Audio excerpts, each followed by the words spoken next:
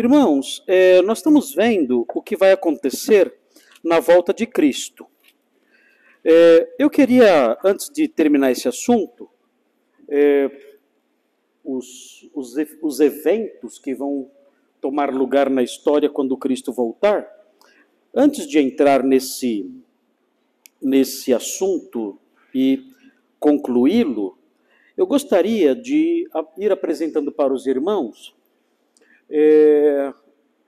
assim, o cenário que vai se instalar durante a grande tribulação, que é um tema que mais as pessoas têm dúvidas e mais elas falam, né? Então, muitas coisas que vão acontecer na grande tribulação, as pessoas acreditam que estão acontecendo agora.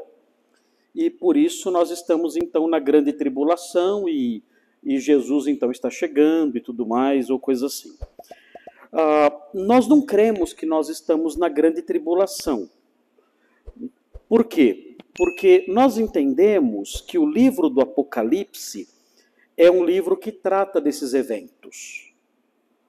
Especialmente a partir do capítulo 6 até o capítulo 19, que é quando Jesus volta, nós acreditamos que esses capítulos todos descrevem a grande tribulação. Descrevem o que vai acontecer nesse período. Assim, existem formas diferentes de ver o livro do Apocalipse. Há leituras diferentes. Há, por exemplo, uma visão do Apocalipse como uma visão que é chamada de preterista, que fala que tudo que está escrito no Apocalipse já aconteceu. Então, o anticristo já apareceu, o anticristo era Nero. Todos os episódios que são narrados aqui dizem respeito a eventos já passados, já pregressos, aconteceram, se cumpriram nos dias dos apóstolos ou nos dias da igreja antiga. Então, vem tudo o que acontece aqui como eventos já ocorridos. Talvez com exceção da vinda de Cristo. Então, dizem, olha, a vinda de Cristo não. Mas todos os demais eventos, eles já aconteceram. Tem gente que, inclusive, fala que até a vinda de Cristo já aconteceu. Que Cristo veio, mas ele veio de uma forma espiritual, ou algo assim, algo que o vale. Então, existe essa visão preterista. Existe também uma visão que é uma visão mais filosófica do livro do Apocalipse. E essa visão filosófica fala o seguinte, olha, na verdade, Apocalipse não trata de uma história nem pregressa, nem de algo que vai acontecer no futuro, nada disso. O Apocalipse, na verdade, simplesmente retrata a luta do bem contra o mal, em qualquer época. Então, o Apocalipse é uma ilustração, é uma parábola, por assim dizer, é uma apresentação da luta de todas as épocas, em todos os contextos, em todos os lugares, da luta do bem contra o mal. Então o Apocalipse é agora. Sempre que existe a luta do bem contra o mal, o Apocalipse está acontecendo. Isso é agora, isso foi ontem, isso será amanhã, isso está sendo agora aqui e está sendo agora em outro lugar. Então, o Apocalipse é isso, é um retrato, dizendo, olha, a luta do bem contra o mal é assim, é desse jeito. É ilustrada aqui e você então aprende como é essa luta.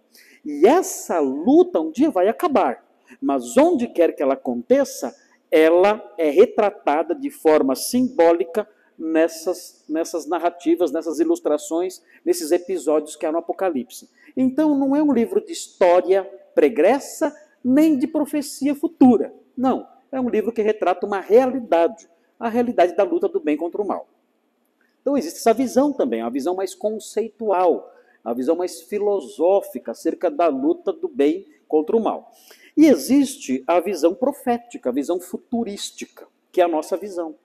Nós cremos que o Apocalipse trata de coisas que vão acontecer, que ainda estão por vir. Essa é a visão que nós adotamos. É claro, a visão que cada um adota, o pressuposto que cada um adota, vai definir o modo de ler o livro. Se eu adoto a visão preterista, eu vou ler o livro como uma história, como ilustrações como símbolos de coisas que já aconteceram. E nem vou esquentar a cabeça com o cumprimento de nada.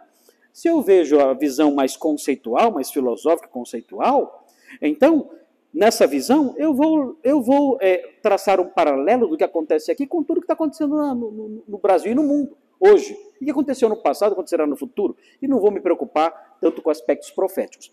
Se eu adoto a visão futurista e profética futurística, então aí isso vai afetar também a minha visão. Olha, isso aqui são coisas que não aconteceram nunca. Nunca aconteceram. Mas vão acontecer um dia. Então, essa é a nossa visão do Apocalipse aqui na nossa igreja. Os pastores aqui da igreja adotam essa visão e ensinam essa visão, a visão profético-futurista. O que está no Apocalipse, grande parte, tirando os 3 primeiros capítulos, né, que falam das igrejas e tudo mais, são coisas que vão acontecer um dia. Um dia, essas coisas tomarão lugar na história, no mundo real, no mundo dos fatos. E haverá então uma grande tribulação. O Cordeiro vai se levantar e ele vai abrir os selos.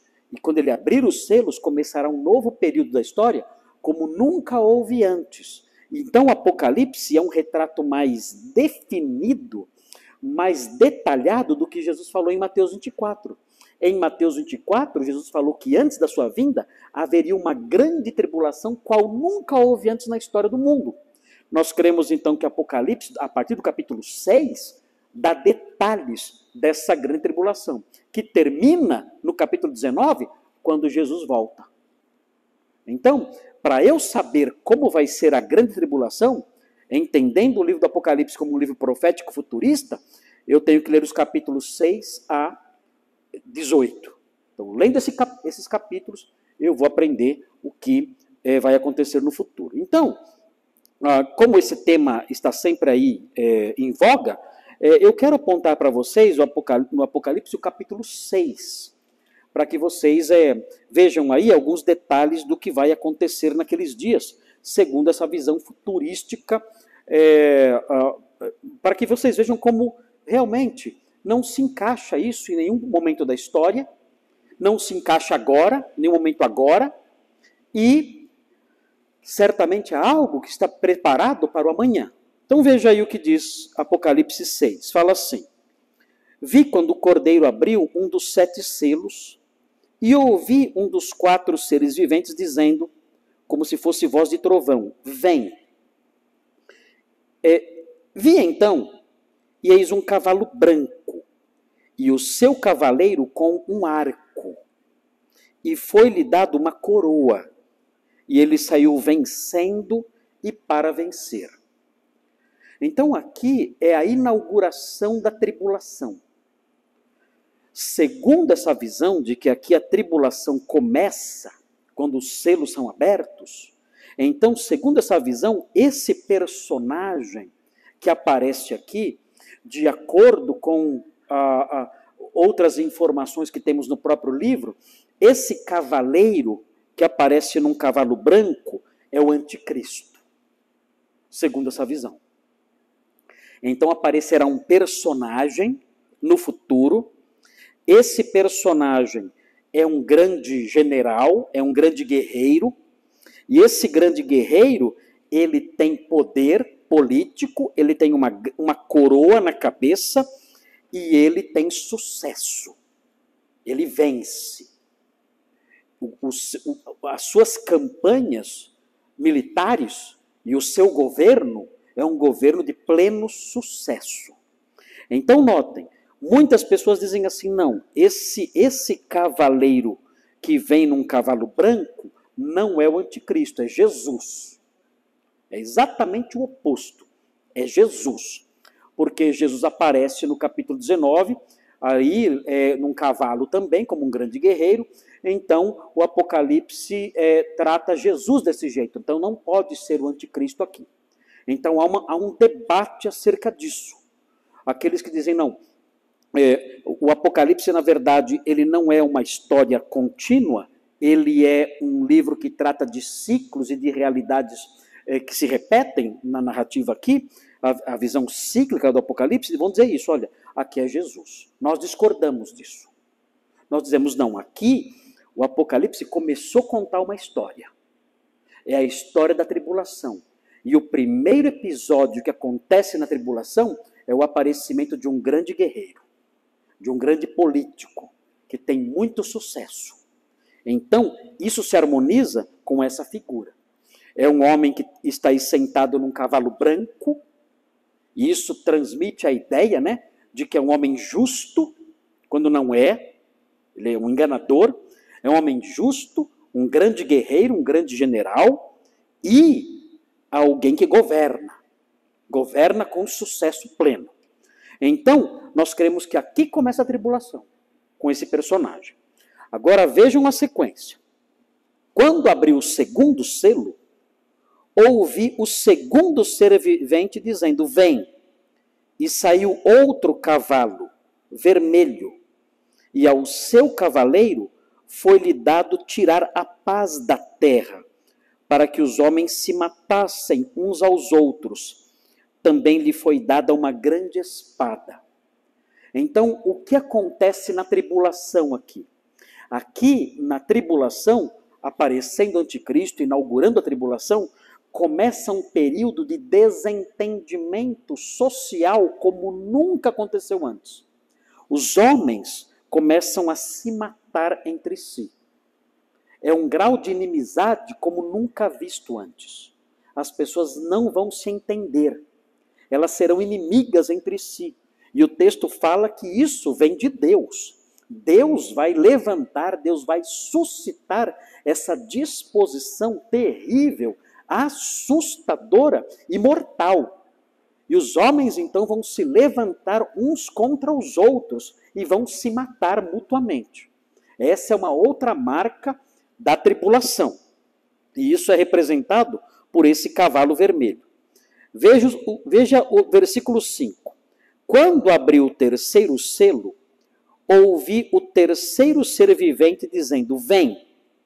Então vi, e eis um cavalo preto, e o seu cavaleiro com uma balança na mão.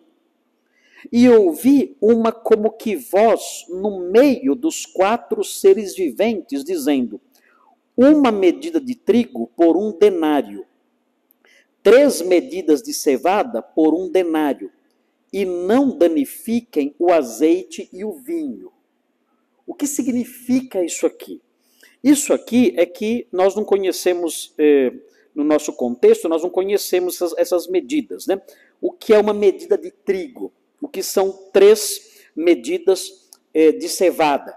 Aqui, a palavra grega usada aqui corresponde a 1 litro. Então, 1 litro de farinha, mais ou menos, não chega a 1 quilo, né? Não chega a 1 quilo de farinha e talvez 2 quilos e um pouquinho de cevada. Isso tudo pelo preço de 1 denário. E o que era 1 denário? O denário era o pagamento de um trabalhador rural por 1 dia de trabalho. Então, quanto seria isso? Quanto você paga para um diarista hoje? Que vai trabalhar na sua casa. Um jardineiro que vai trabalhar na sua casa hoje para cuidar ali da grama, das plantas, dos canteiros. Quanto ele cobra pelo dia dele? Hoje. Mais ou menos. Tem ideia? R$120? Então, esse seria o preço de 800 gramas de farinha. O que vocês acham desse preço? Meio caro? Meio caro. Caríssimo. Caro demais. R$120, 700 gramas de farinha. Então isso significa que a tribulação será um tempo de fome. Ou seja, os alimentos serão raros e muito caros. O texto diz, não danifiques o azeite e o vinho. Aqui pode ter 2 sentidos. Olha, dizendo para o próprio cavaleiro, não destrua a produção de vinho e de azeite para que haja alguma coisa acessível. Ou pode significar, olha, sejam comedidos, não estraguem, não esbanjem, não desperdicem azeite e vinho, porque tudo vai ser muito caro e raro.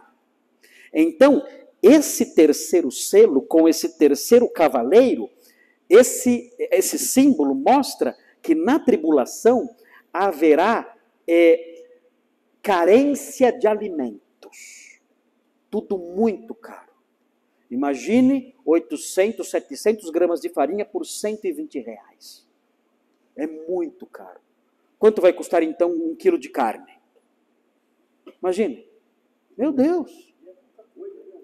Não vai fazer nada. O que você vai fazer com isso? Nada. Você vai fazer com 800 gramas, 700 gramas de farinha? Vão ter que começar a comer os pets, né? Os cachorrinhos aí vão virar churrasco. Não tem como, né? Não tem jeito. Então isso aqui é um retrato de uma Venezuela, sei lá, alguma coisa assim. É mais ou menos isso, né? Venezuela não é assim? Dizem que lá qualquer coisinha é um preço exorbitante, assustador. É isso. Só que isso numa escala mundial. Não tem onde fugir. E do venezuelano, ele pode fugir. Ele, vou para o Brasil. Eu vou para outro canto qualquer, vou para a Argentina. Agora melhorou, porque a Argentina agora está melhor. Não sei, eu vou para lá. Agora aqui não tem jeito, porque esse é um problema mundial. É algo assustador. Então olha o que acontece no mundo nessa época. Acontece, primeiro, o domínio de um governante que tem sucesso, que é aplaudido e que governa como um grande militar e um grande estadista. Segundo, inimizade entre os homens, muita inimizade, uma inimizade mortal, assassina. E além disso, carestia, raridade de alimentos. Esse é o comecinho da tribulação. Esse é o comecinho. Tudo isso numa escala global. Não é um lugar só. É algo global. Agora veja na sequência o quarto selo.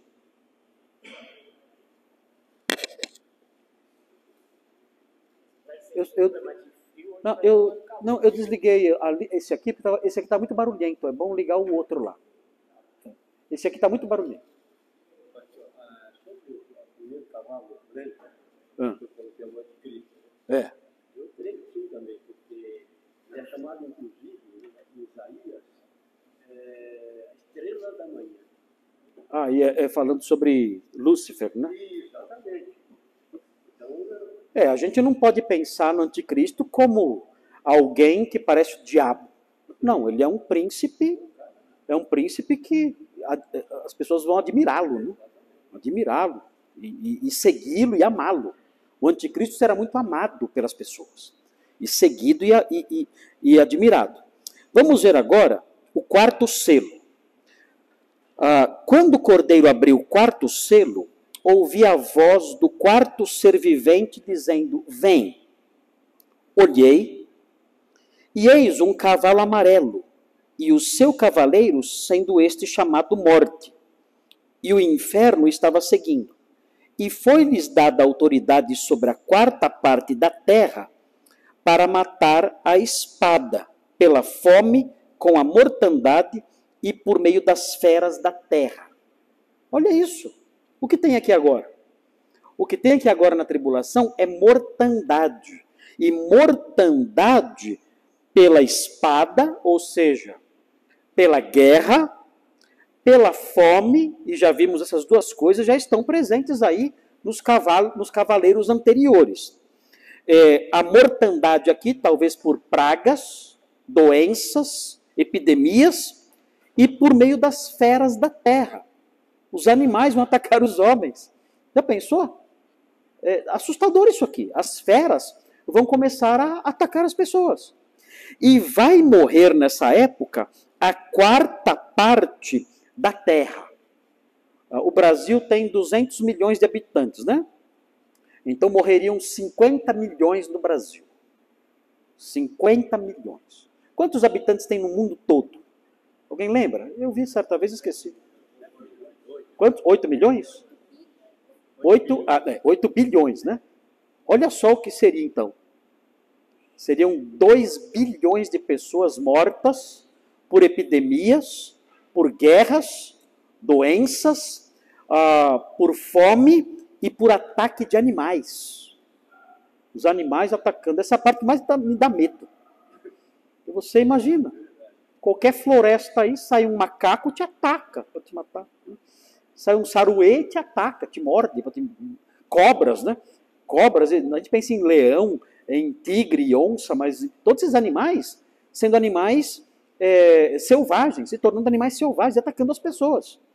Então é assustador, né? Simone tem medo de lagartixa, imagina nessa época aqui, o caos que ia ser. Né? Quem tem medo de barata e lagartixa está frito nesses dias aqui. Bom, continuando aqui. Então notem, tudo isso é a grande tribulação. É uma mortandade assustadora. É muita gente morrendo. É um período que o mundo nunca conheceu. O mundo nunca viu isso acontecendo antes. Então é bem terrível isso aqui. Agora vejam o quinto selo. Quando ele abriu o quinto selo, aqui é um pouquinho diferente o que acontece aqui. Porque aqui o que acontece aqui não é na terra. É diferente o que acontece aqui. Veja, quando abriu o quinto selo, vi debaixo do altar, aqui é no céu, as almas daqueles que tinham sido mortos por causa da palavra de Deus e por causa do testemunho que sustentavam. Clamaram em grande voz dizendo: até quando, ó soberano Senhor, santo e verdadeiro, não julgas nem vingas o nosso sangue dos que habitam sobre a terra? Então o que nós temos aqui são os mártires no céu, as almas no céu falando. E elas estão impacientes, elas estão ansiosas, dizendo: olha, nós, enquanto vivos na terra, nós fomos perseguidos e mortos. Até quando o nosso sangue não será vingado? É interessante isso aqui. Elas estão no céu. E elas estão insatisfeitas, querendo ver a justiça sendo feita. Esse texto é muito interessante, é importante, porque a gente pensa que no céu a gente vai esquecer tudo o que aconteceu na terra. A gente pensa que quando entrar no céu vai dar uma amnésia na gente. E nós vamos estar lá meio que dopados. Vamos entrar no céu, né, e perdidos. Quem sou eu? De onde eu vim? O que estou fazendo aqui? E não saberemos nada, não teremos lembrança nenhuma do passado, nada. Esse versículo mostra que isso não tem menor fundamento. As almas se lembram do passado e pior, elas se lembram de coisas ruins. Elas se lembram que elas foram mortas. E pior, elas recebem notícias aqui de que os seus conservos vão ser mortos também. Ou seja, elas recebem uma notícia ruim no céu. Nossa, então o céu é um lugar triste, né? Elas estão lá invocadas, né? Estão impacientes e ainda recebem uma notícia dessa. Né? Bem, nós não sabemos como é o coração das pessoas ali no céu. O que entendemos aqui é que no céu existe uma satisfação indizível, mesmo sem que a pessoa ignore o mal. Hoje, por saber do mal, o meu coração murcha. No céu as pessoas saberão do mal, mas o coração delas não vai murchar. Elas continuarão felizes. Então, esse texto mostra isso. E eles fazem essa pergunta: Senhor, até quando o nosso sangue não será vingado? E aí vejam, então a cada um deles foi dada uma vestidura branca, que no Apocalipse, vestidura branca é sinal de ausência de mácula. A ausência de mácula, a pureza, a santidade. Isso aparece no capítulo 3, inclusive, as vestiduras brancas. E lhes disseram que repousassem ainda por um pouco de tempo. Disse para eles: olha, descansem, repousem, aguardem um pouquinho mais, até que também se completasse o número de seus conservos e seus irmãos, que iam ser mortos como eles igualmente foram. Então, que outra informação temos aqui? A outra informação que nós temos é que a tribulação será um período em que os cristãos, ou os que creem em Cristo, serão perseguidos e mortos. Isso também no nível mundial. Alguém pode falar: mas pastor, o senhor não falou que a gente é arrebatado antes da tribulação? Sim, falei. O que acontece é que a tribulação terá conversões. E as pessoas que se converterem na tribulação serão mortas. Então isso é algo nítido nesse texto aqui. Se nós formos passar pela tribulação, já sabemos. Se a tribulação começar e nós estivermos errados, o arrebatamento é só depois, Se estivermos errados, pode acontecer, estamos errados. A tribulação, a gente vai passar pela tribulação. Então, na tribulação temos que saber, nós seremos alvos de perseguição e morte. Isso é assim que será o tratamento na tribulação. Aqui aprendemos isso no 5º selo. Vamos ver o 6º selo. Vi quando o cordeiro abriu o 6º selo. Aí já não tem mais cavalo, né? E sobreveio grande terremoto. O sol se tornou negro como saco de crina. A lua toda como sangue. As estrelas do céu caíram pela terra como a figueira, quando abalada por vento forte, deixa cair os seus figos verdes. O céu recolheu-se como um pergaminho quando se enrola. Então todos os montes e ilhas foram movidos do seu lugar. Os reis da terra, os grandes, os comandantes, os ricos, os poderosos, e todo escravo e todo livre, se esconderam nas cavernas e nos penhascos dos montes, e disseram aos montes e aos rochedos: caí sobre nós, e escondei-nos da face daquele que se assenta no trono e da ira do Cordeiro, porque chegou o grande dia da ira deles. E quem é que pode suster-se?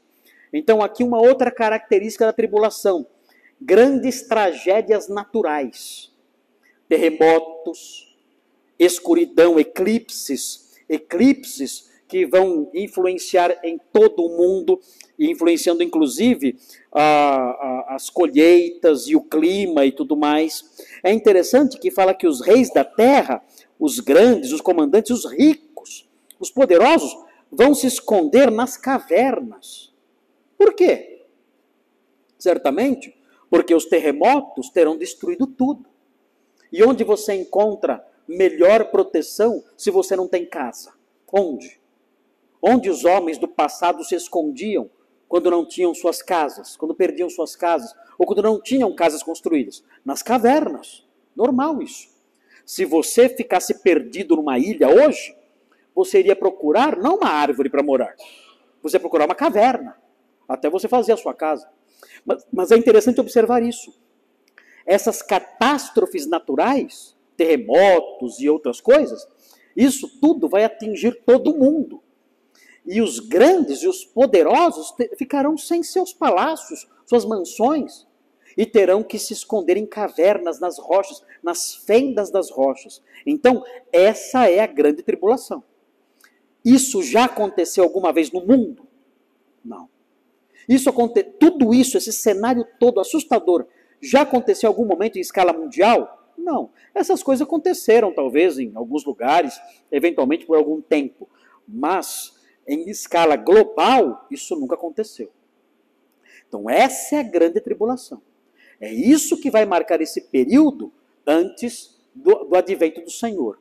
Quando Jesus voltar, o mundo vai estar desse jeito. Jesus não vai voltar para um mundo melhor. Não. Existe uma visão chamada pós-milenismo, que fala que o mundo vai melhorando, e aí quando tiver tudo bonito, Jesus volta.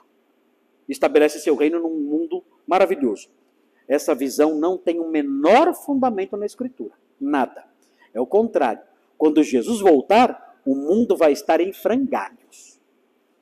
Isso aqui são os castigos de Deus. O Apocalipse fala também da condição moral.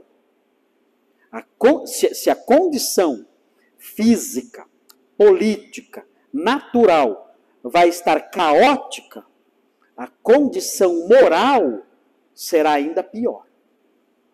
Os homens serão idólatras, adúlteros, blasfemos, feiticeiros e assassinos. Eles serão isso. A humanidade vai entrar numa espiral de declínio moral simplesmente jamais vista no mundo.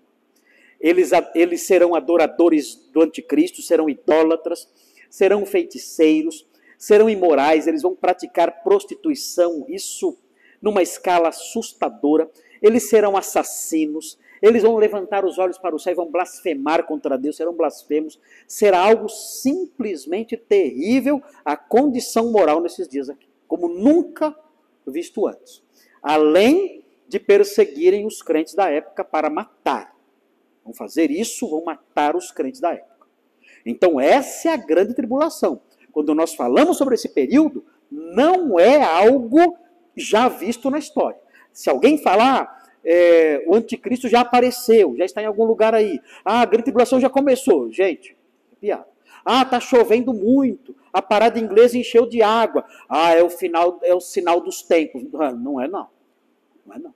A pandemia de Covid matou muito. É o fim dos tempos. Não é não. Não é não. Covid é uma gripezinha. Vou comparar com o que vai acontecer na tribulação. Então o que nós vemos na Bíblia é algo de proporções jamais sonhadas. E o restante do Apocalipse vai trazer mais informações. O Apocalipse fala de terremotos que fazem todas as cidades desabarem. Todas. Elas caem. É algo assim não dá para imaginar.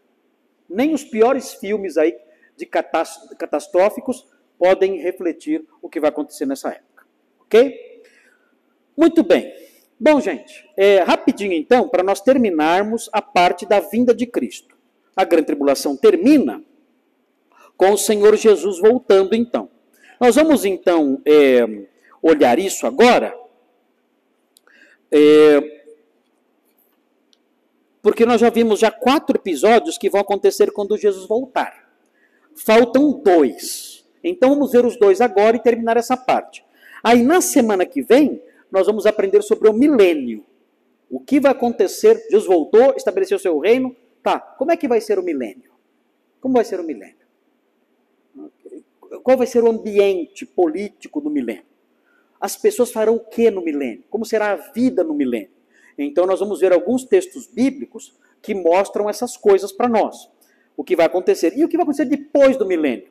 Quando o milênio acabar? Como é que será o fim disso tudo? Então veremos isso aí também. Mas falta nós vermos 2 coisinhas referentes à vinda de Cristo. Quando Jesus voltar, o que mais vai acontecer? Nós já aprendemos que os crentes virão junto com Cristo, vimos aí os textos que falam disso. O anticristo estará atacando Jerusalém, nós já vimos isso. Satanás será preso por 1000 anos, nós já vimos isso. Os judeus se arrependerão, nós já vimos isso, e crerão em Jesus. E agora, um outro item é o seguinte: os santos do Antigo Testamento e os crentes mortos na tribulação vão ressuscitar quando Jesus voltar. Então esse é interessante ver isso. Assim, nós não temos elementos muito claros sobre a ressurreição dos salvos do Antigo Testamento. Por exemplo, quando Abraão vai ressuscitar? Quando Daniel vai ressuscitar? Quando Jeremias, Isaías e todos os profetas vão ressuscitar? Nós não temos uma informação muito clara sobre isso. Pode ser que eles ressuscitem junto com a igreja, quando Jesus vier buscar a igreja? Pode ser. Tem gente que fala assim, olha, acho que esse é o momento certo. Que eles vão, a igreja vai ressuscitar, eles são salvos também, então eles vão ressuscitar com a igreja. Ok. Já outros falam assim, olha, não, porque a igreja é um grupo distinto. A igreja não se confunde com os santos do Antigo Testamento. Porque a igreja pertence a um período diferente. A igreja, por exemplo, na igreja o Espírito Santo habita de modo permanente. A igreja é o corpo de Cristo. Cristo é o cabeça da igreja. A igreja recebe dons para o exercício do serviço dos santos. E nada disso foi dado aos santos antes do advento da igreja e antes da ascensão de Jesus. Essas coisas todas, o recebimento do Espírito Santo, a colocação de Cristo como cabeça do seu povo e a distribuição de dons, quando nós lemos o Novo Testamento, nós aprendemos que tudo isso, esses três fatores, só aconteceram quando Jesus foi assunto aos céus. Ele subiu aos céus e distribuiu dons aos homens. A que homens? Os crentes. Ele subiu aos céus e enviou o Espírito Santo para habitar no seu povo. Ele subiu aos céus e foi feito cabeça da igreja. Então, antes da ascensão, nada disso acontecia. Então, essas são 3 marcas da igreja que os santos do Antigo Testamento não tinham. A habitação do Espírito, Cristo como cabeça e o recebimento de dons. Então, é por isso que é dito que os santos do Antigo Testamento não compõem a igreja. Eles compõem os salvos, mas eles não compõem o grupo chamado igreja. Então, aí dizem, por isso, então, já que o arrebatamento é da igreja, então os santos do Antigo Testamento não vão ser arrebatados com a igreja. E nem ressuscitarão com a igreja também. Então esse é um argumento. Está certo? A Bíblia não é clara sobre isso. Faz sentido, mas a Bíblia não é clara. Então pode acontecer de Daniel, Jeremias, Abraão ressuscitarem quando a igreja ressuscitar? Se eles ressuscitarem quando a igreja ressuscitar, não vai ser nenhum absurdo. Se eles não ressuscitarem, então, de fato, eles não pertencem à igreja em si. Essa ressurreição é só da igreja. Ok. Ninguém vai brigar por causa disso. Agora, se eles não ressuscitarem quando a igreja ressuscitar, quando é que eles vão ressuscitar? Aí, um outro lugar, um outro momento possível é quando Cristo voltar. Quando ele inaugurar seu reino. Aí eles ressuscitam e entram no reino. Porque Jesus falou que Abraão estaria no reino. Sentado ali com ele no reino. Então pode ser esse momento. Quando Jesus voltar, então os santos do Antigo Testamento ressuscitarão e aí entram para o reino. Pode ser isso. Bom, vamos ver aqui alguns versículos sobre isso. Olha só. Jó 19. Pode colocar aí, quem está lá é o Maurício. Jó 19, 25 a 27. Então existe aqui uma pistinha, mas não é seguro. É uma possibilidade. Jó 19, 25 a 27. Olha só o que Jó fala. Mas esse texto de Jó é um pouquinho obscuro, não dá para ter certeza, não dá para se basear plenamente nele. Olha o que fala aí esse texto. Jó 19, 25. Todos conhecem esse texto, né? Porque eu sei que o meu Redentor vive e por fim se levantará sobre a terra. Olha aqui. Parece que Jó está tendo um vislumbre do domínio do Senhor, que é o seu Redentor, do domínio dele direto sobre o mundo. Opa!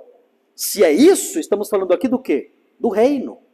O meu Redentor um dia se levantará sobre a terra. E ele estará ali presente. E eu vou vê-lo. Ele prossegue. Depois, revestido este meu corpo da minha pele, em minha carne verei a Deus. Aqui, alguém lê esse texto e fala assim, isso aqui é uma referência à ressurreição dele. Olha que interessante. Jó está pensando, um dia eu vou ver meu Redentor, e aí, nesse dia, estarei então no meu corpo novamente, ressurreto, em minha carne, revestida no meu corpo novamente, né? Na minha carne verei a Deus. Mas, esse versículo é obscuro. Ele foi traduzido assim, mas ele poderia ser traduzido de outra forma. Poderia ser traduzido assim, olha, depois, sendo meu corpo deteriorado, sem minha carne verei a Deus. Pode ser esse o sentido. Aí é o contrário. Aí ele verá a Deus no céu. Sem minha carne verei a Deus. Não dá para ter certeza do sentido do texto hebraico. Não dá. Se esse sentido é o certo, então ele está falando da ressurreição. Eu acho que esse sentido é o certo. Por quê? Por causa do versículo seguinte. Vê-lo-ei por mim mesmo. Os meus olhos o verão e não outros. Eu acho então que esse versículo remete para a corporeidade. Então o que acontece aqui? Se essa tradução estiver correta, como eu acho que é bem provável, o versículo 26 é obscuro, é meio duvidoso, então o tradutor optou por essa direção. Se essa direção for a correta, como o versículo 27 parece mostrar, ele está dizendo o seguinte, olha, um dia o meu Redentor vai aparecer, vai estar diante de mim sobre a terra. E eu então ressurreto vou vê-lo. Eu vou vê-lo. Nesse dia, quando ele estiver governando sobre toda a terra, eu vou vê-lo. Se é isso, então, ele está falando, eu vou ressuscitar quando o reino dele se estabelecer aqui. Pode ser. Dá para afirmar com certeza? Não. Uma coisa é certa. Ele tem um Redentor, ele vai ver esse Redentor sobre a terra em algum momento. Isso já aconteceu com Jó?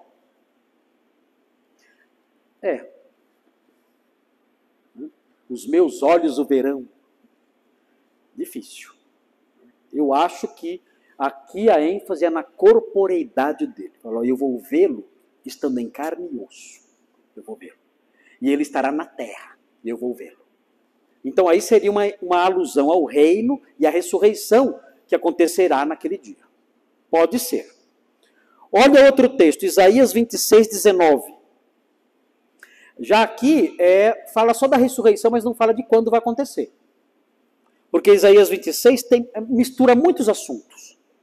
Isaías 26 mistura muitos assuntos. Mistura passado com presente, com futuro. É muito confuso Isaías 26. Mas ele fala da ressurreição. Veja, Isaías 26, 19. Isaías 26, 19. Olha só. Os vossos mortos e também o meu cadáver viverão e ressuscitarão. Só que não fala quando. Vai acontecer. Quando? Quando o reino chegar? Quando a igreja for ressuscitada e arrebatada? Não fala. Despertai e exultai os que habitais no pó. Quem são os que habitam no pó? Os cadáveres, né? Aqui é uma referência ao cemitério, às sepulturas. Porque o teu orvalho, ó Deus, será como orvalho de vida, e a terra dará à luz os seus mortos. Ou seja, os mortos vão sair da terra. É um ensino de que os santos do Antigo Testamento vão ressuscitar. Só que aqui não fala quando. Não dá para saber quando. Outro texto. Daniel 12. Daniel 12, 2, 3 e 13. Então, é assim, a escatologia tem algumas lacunas. Nós sabemos que a ressurreição deles vai acontecer, dos salvos do Antigo Testamento. Não sabemos direito quando. A sugestão, a partir de Jó e tudo mais, é que quando o reino começar. Veja Daniel 12, 2, 3 e depois o versículo 13. Olha só. Muitos dos que dormem no pó da terra ressuscitarão, uns para a vida eterna e outros para a vergonha e horror eterno. Os que forem sábios, pois, resplandecerão como o fulgor do firmamento, e os que a muitos conduzem à justiça, como as estrelas, sempre e eternamente. O versículo 3 fala sobre a ressurreição do que foi dito no versículo 2, que estava lá, que sumiu agora. Mas, dizendo, olha, esses que vão ressuscitar, eles brilharão como estrelas para sempre. Terão vida para sempre. E o versículo 13, falando com Daniel. Tu, porém, aqui o anjo falando com Daniel, segue o teu caminho até o fim, pois descansarás. Ou seja, Daniel, você vai morrer. E ao fim dos dias, que dias são esses? Os dias da história humana. E ao fim dos dias, te levantarás para receber a tua herança. Então, Daniel, você vai morrer. Mas no finalzinho de tudo, você vai se levantar. para receber a sua herança. Que herança seria essa? O reino. Você vai se levantar para entrar no reino? É bem possível que seja isso. Porque Jesus disse para os discípulos, olha, vocês verão Abraão e os patriarcas, todos ali comigo no meu reino. Então pode ser isso. Daniel ressuscitando quando Jesus voltar para entrar para o reino. Pode ser. Agora, uma certeza que a gente tem é que os salvos da tribulação, é certeza que eles vão ressuscitar quando Cristo voltar. Isso é certeza. Porque nesse caso, o texto do Apocalipse é claro. Veja Apocalipse 24:6, aqui é claro. Os mortos da tribulação que o anticristo matou, quando eles vão ressuscitar? Aí fica claro. Aí o texto fala. Os textos bíblicos não explicam quando vai ser a ressurreição dos salvos do Antigo Testamento. Mas os salvos da tribulação que morreram, estes, o Novo Testamento fala, o Apocalipse fala quando vai ser. É Apocalipse 24:6. Veja aí, olha só. Aqui Jesus acabou de voltar. Ele acabou de voltar. Está aí. E agora vai falar o que vai acontecer. Vi também tronos, e nestes sentaram-se aqueles aos quais foi dada a autoridade de julgar. Então haverá um grande tribunal com as pessoas que o Senhor estabeleceu ali para serem juízes nesse dia. Vi ainda as almas dos decapitados por causa do testemunho de Jesus, bem como por causa da palavra de Deus, tantos quantos não adoraram a besta, nem tampouco a sua imagem, e não receberam a marca na fronte e na mão. Quem são estes? Os que viveram nos dias da besta. Não receberam a marca, não adoraram a imagem da besta, nada disso. Eles foram decapitados. Mas olha só o que acontece. E viveram. Eles ressuscitaram. E o texto fala, e reinaram com Cristo durante 1000 anos. Então, aqui nós temos o exato momento em que os santos da tribulação ressuscitam. Eles ressuscitam para entrar no reino. Aí o versículo 5 fala o seguinte, os restantes dos mortos, morreu gente pra caramba, né, na tribulação, né? Mas olha só, os restantes dos mortos não reviveram até que se completassem os 1000 anos. Então vai ter outra ressurreição? Vai. Depois de 1000 anos. Esta é a primeira ressurreição. É a ressurreição dos mortos na tribulação. É chamado de a primeira ressurreição. A primeira que acontece quando Cristo chega. E aí vem 6. Bem-aventurado e santo é aquele que tem parte na primeira ressurreição. São os santos da tribulação. Sobre esses, a segunda morte não tem autoridade. Pelo contrário, serão sacerdotes de Deus e de Cristo e reinarão com ele os 1000 anos. Ok? Então, os santos da tribulação, a gente sabe quando vai ressuscitar. E sabe o que vai acontecer. Ressuscitam e entram para o milênio e reinam 1000 anos. Pensou? Bastante tempo, né? 1000 anos. Depois acaba, né? Muita folga, 1000 anos reinando. Né? Depois acaba. Né? Mas é 1000 anos eles ali reinando com Jesus. Serão reis, serão sacerdotes e reis. É muito legal isso aí. Muito bem. Então, nós temos isso aí. O que nós aprendemos então? Nós aprendemos quando Jesus voltar, vai acontecer essas ressurreições. Os santos do Antigo Testamento vão ressuscitar nessa época? Provável que sim. É claro na Bíblia? Não é. E os santos da tribulação ressuscitam nessa época? Com certeza. Porque Apocalipse diz exatamente o que vai acontecer com eles e diz que eles vão ressuscitar nessa época e vão entrar para o reino. Ok? Por último, no finalzinho agora aqui, o que vai acontecer, a última coisa que vai acontecer. Importante agora aqui. Vocês vão pensar assim, Jesus voltou. Ok? Tem um monte de gente viva. Quem morreu quando ele voltou? Os exércitos que estavam cercando Jerusalém. Eles morreram? Todos. Os comandantes e os soldados. Todos morreram. Como eles morreram? Vocês lembram? Eles apodreceram. Os olhos apodreceram, a língua apodreceu, os cavalos também morreram assim, apodrecidos, as aves do céu se fartaram das suas carnes. Tá bom. Mas e a esposa do soldado que está em casa? E os filhos do soldado? E os parentes que não são soldados, que estão em casa? O que acontece? Jesus voltou e puniu os exércitos todos, e livrou Jerusalém, e livrou os judeus. Os judeus se converteram, creram em Jesus, verão aquele a quem transpassaram, creram nele, se converteram, maravilha, lindo. Né? Começa o trabalho de coveiro, né? Começa, né? Os urubu fazem uma parte do serviço, né? O resto é com a gente.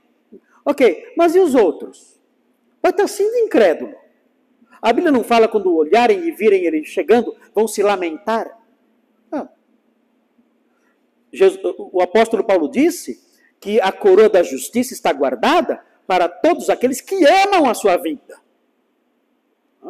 Agora, se eu vejo Jesus voltando, eu começo a chorar, lamentando, meu Deus, que azar. O que é isso? É sinal que eu sou o quê? Incrédulo, que eu odeio Jesus.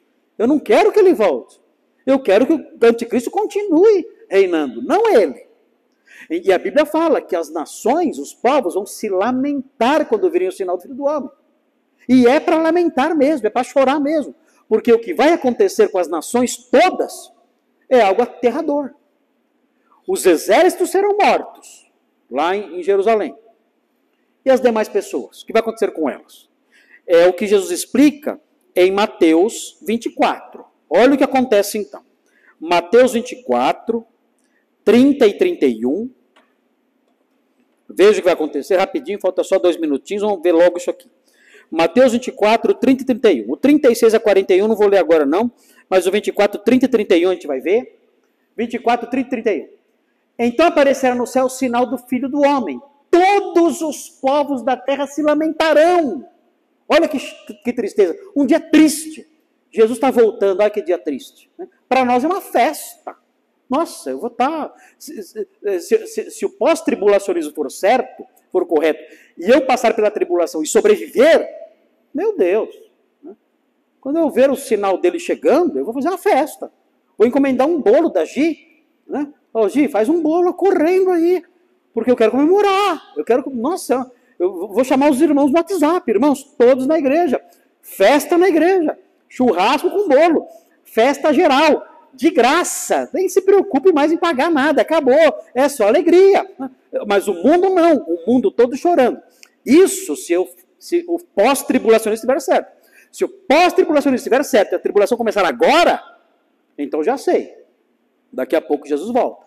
E eu passo pela tribulação, se eu sobreviver, se eu não for decapitado, se eu conseguir escapar, fugir para Tibaia, sei lá para onde, né?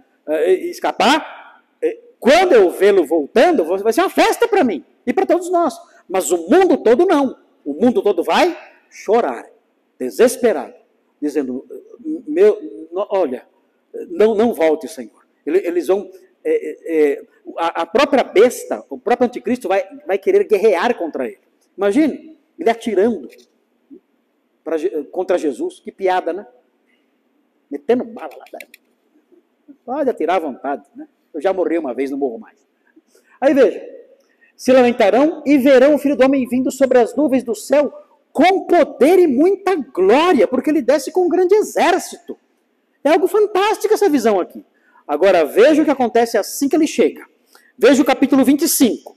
25, 31. Olha o que acontece agora. Fizeram bem em chorar. E vão chorar muito mais. Fizeram bem em se lamentar. E vão se lamentar muito mais e por muito mais tempo. Olha o que acontece no versículo 31. Quando vier o Filho do Homem na sua majestade e todos os anjos com ele. Tem muito anjo? Vocês acham que tem muitos anjos? Não? Tem muito anjo ou não tem? Quantos mais ou menos? Uns 300? Uns 400? Quantos anjos existem? São milhares de milhares de milhares. E ele volta com quantos? Todos. Todos os... Meus irmãos, não dá para medir isso aqui. Isso aqui, não tente imaginar que você não vai conseguir. Essa visão é impossível de ser imaginada. É uma coisa que... É de cair de costas isso aqui. Então note. Então se assentará no trono da sua glória. Onde é que ele está? Ele está no céu ou na terra? Está na terra. Ele chegou. Quando vier, quando ele chega, ele se assenta no trono. Esse trono está onde então? Está aqui, está na terra. Ele se assenta no seu trono glorioso. Ok? As nações chorando, porque não queriam que ele chegasse. E aí o que acontece? E todas as nações, olha o Brasil lá, ó. Olha o Brasil. Todas as... Como é que pode isso, né? Como que é esse cenário? Eu não consigo imaginar isso. Como pode isso? O pessoal da Terra plana vai gostar dessa ideia. Não, a Terra é plana, então vai dar... isso é bobagem, né? Então veja. Todas as nações serão reunidas em sua presença. Gente, são quantos milhões de pessoas? Quantos bilhões? 8 bilhões de pessoas. Até lá vai ter, acho que não, porque vai ter morrido muita gente na tribulação, né? Não vai ter 8 bilhões, vai ter uns 6, 5 talvez, né? 5 bilhões de pessoas diante dele. Aqui não são almas, são pessoas vivas. É a esposa do soldado que morreu. São os filhos, as famílias todas dessa gente. Porque os exércitos todos estarão lá representando nações. Pode ter certeza. O exército brasileiro vai estar em Jerusalém, lutando a favor do anticristo. Aliás, se o anticristo surgisse agora, adivinha de que lado o Lula ia ficar? Adivinha. Bom, isso é outro assunto. Mas vejam, todas as nações serão reunidas em sua presença, e ele separará uns dos outros, como o pastor separa dos cabritos as ovelhas. Então isso significa que nem todos os crentes vão morrer na tribulação. Nem todos. Muitos vão morrer, mas muitos vão escapar. Quem será que vai morrer? Assim, acho que quem vai morrer são as pessoas mais vulneráveis, né? Idosos, né? Acima de 60 anos. Morre tudo, porque não consegue correr, não corre reumatismo, né? Morre tudo. Né? Talvez quem escape sejam os jovens, os crentes mais jovens consigam fugir, né? Mas assim, mulheres talvez seja difícil escapar, né? Não sei, mas talvez em alguns lugares seja mais pesada a perseguição, pessoas que estão mais centralizadas em lugares de maior poder, né? Político, talvez sejam alvos mais fáceis, pessoas mais afastadas, né? Talvez não sejam tão perseguidos assim. Vai ser difícil, mas vai ter ovelha viva quando ele chegar. E olha o que acontece, ele separa os cabritos dos cabritos as ovelhas, e porá as ovelhas à sua direita, mas os cabritos à esquerda. Cabritos sempre do lado esquerdo, né? É impressionante. Enfim. Então dirá o rei aos que estiverem à sua direita: vinde, benditos de meu Pai, entrai na posse onde ele está? Está na terra. O seu trono está onde? Na terra. Ele fala: entrem no reino, que vos está preparado desde a fundação do mundo. Agora vejam o versículo 41. 41. E o resto? E o restante das nações? Ele separou. Só tem 2 grupos só. Ovelha e cabrito. Se a pessoa não é ovelha, ela é o quê? Ela é cabrito. Não tem jeito. Assim, eu não sou contra, eu não sou a favor, eu sou da via média. Lamento. Não tem isso aí não. Não, mas eu nunca ataquei também. Eu era, eu tô em cima do muro ali. Ovelha ou cabrito. Não tem um ovebrito, não tem um britelha, né? Um cabritelha. Isso não existe cabritelha. Ou ovelha ou cabrito. Não tem meio termo. Então veja. 41. Então o rei dirá também aos que estiverem à sua esquerda, os cabritos. Né? Olha só. Apartai-vos de mim, malditos, para o fogo eterno, preparado para o diabo e seus anjos. Acabou. Eles entram no reino? Não. No reino só entra ovelha. Só. Aí começa o reino. O rei com seu trono aqui, começa o reino. Quem vai estar no reino então? O Senhor, os ressurretos da tribulação, né? Os ressurretos da tribulação, essas pessoas aqui que vão entrar para o reino. A igreja que volta com Jesus, todo mundo no reino. Aí começa o milênio, que a gente vai estudar na semana que vem. Certo? Muita coisa, né? Muitos detalhes. Mas é legal, né, isso? Tem coisas que a gente não sabe direito, que não fica claro. Mas assim, a escatologia tem informações muito bacanas, muito bacanas. Eu, na verdade, não vejo a hora dessas coisas acontecerem. Né? Eu não vejo a hora do arrebatamento. Se o arrebatamento acontecer agora, antes da tribulação, vai ser joia, tal, a gente vai para o céu e ficar lá só esperando acontecer o que tem que acontecer. Se não, o anticristo aparecer, a gente começa a contagem regressiva. Começa a contagem regressiva. O anticristo vai reinar durante 7 anos, a gente já tem uma ideia já, mais ou menos, de quanto tempo demora para o fim chegar. Não dá para saber o dia certo. O dia certo. Porque nós não sabemos quando começa a contagem. Quando começa a contagem? É quando o anticristo assina um acordo, o pacto, com muitos durante uma semana? É quando esse pacto começa a vigorar? É quando esse pacto começa a ser formulado? Nós não sabemos. Pode haver um interregno aí de 1 ano, 2 até. Então não dá para saber ao certo quando começa mesmo. Mas uma coisa é certa, quando o anticristo aparecer, está bem perto a volta de Jesus. Não dá para saber o dia exato, mas está bem perto. Se a gente vai passar por isso, só o tempo dirá. Eu acho que não vai. Mas a história vindoura vai revelar isso para nós. Vamos fazer oração, que já são 9h10 já? Está na hora. Senhor Deus, muito obrigado pela sua palavra, pelas coisas que temos aprendido. Ajuda-nos, Senhor, a assimilar essas coisas e a crescer no conhecimento delas.